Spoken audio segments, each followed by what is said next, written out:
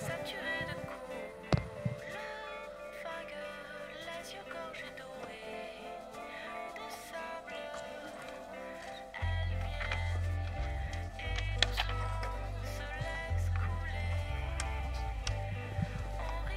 Bonjour.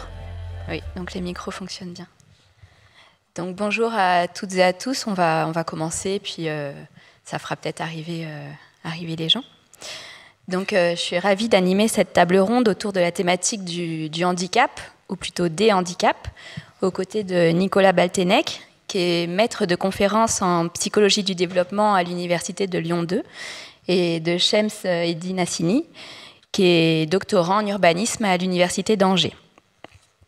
Donc Nicolas Baltenec a travaillé sur les déplacements des personnes aveugles et Shems Eddy Nassini étudie l'impact de la configuration urbaine sur l'accessibilité des personnes à mobilité réduite en Algérie. Et moi-même, je suis géographe et je travaille sur l'inclusion socio-spatiale des personnes ayant des incapacités motrices et vivant en établissement médico-social et en habitat regroupé.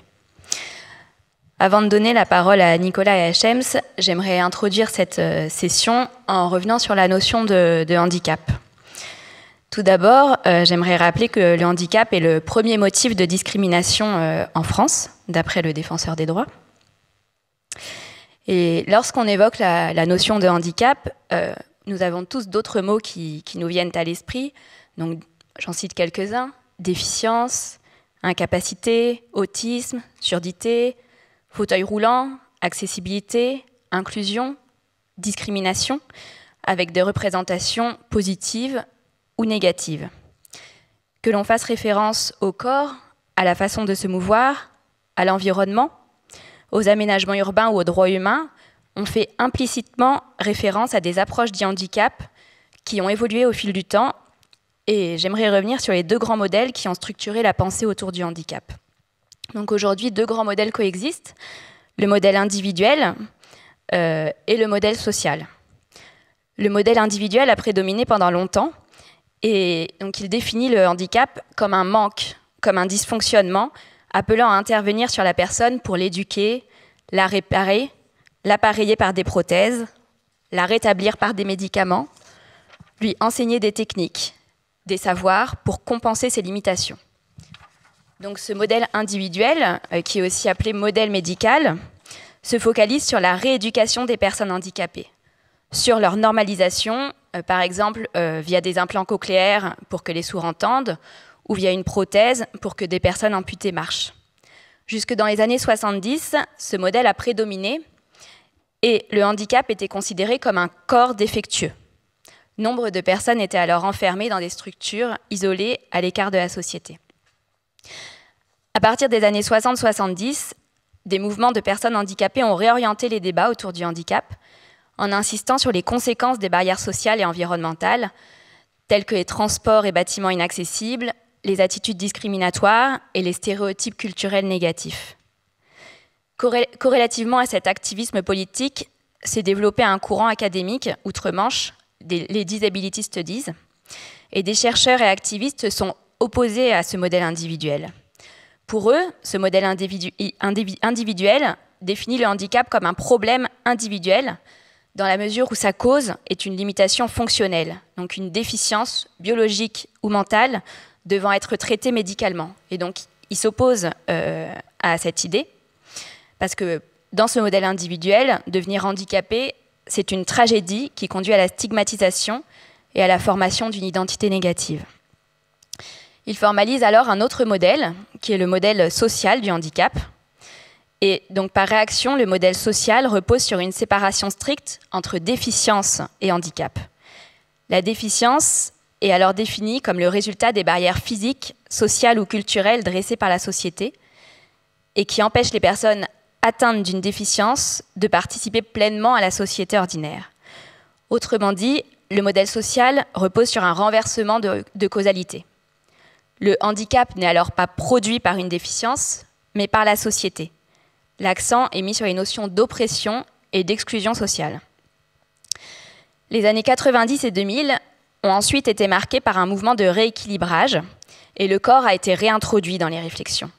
Les différences, et donc la singularité de chacun, sur les plans expérientiels et identitaires, ont été valorisés. Durant cette table ronde, nous mobiliserons tour à tour ces différents modèles, en nous focalisant à la fois sur les particularités des corps handicapés, mais en invitant aussi à une réflexion plus large sur les aménagements urbains et sur la notion d'accessibilité. Donc maintenant, je vais laisser la parole à Nicolas et à Shems.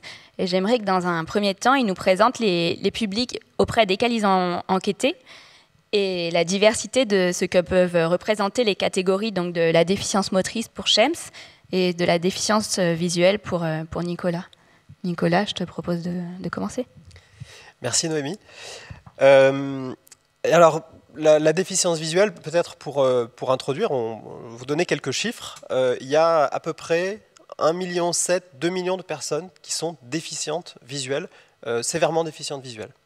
Et parmi ces personnes, donc, il y a à peu près 200 000 personnes qui sont aveugles. Donc, quand on parle de personnes aveugles, c'est des personnes qui ont au mieux une petite perception lumineuse. Donc vous voyez, c'est quelque chose qui touche une population qui est quand même relativement importante, parce que dès qu'on rajoute la question de la malvoyance, alors là le nombre devient bien plus important, et en plus c'est pas qu'une question de nombre, c'est aussi une question de profil. On dit souvent dans le domaine qu'il y a autant de personnes déficientes visuelles il y a autant de formes de malvoyance que de personnes déficientes visuelles. Voilà, il y a une très très grande variété, que ça soit à cause d'une vision tubulaire, d'une vision uniquement périphérique, etc. Une vision plutôt floue, perception lumineuse, donc il y a vraiment des profils très très différents. Et ça en fait c'est quelque chose d'important, parce que ça veut dire aussi qu'il est compliqué de trouver des solutions qui soient des solutions universelles, puisqu'il y a des grandes différences de profil.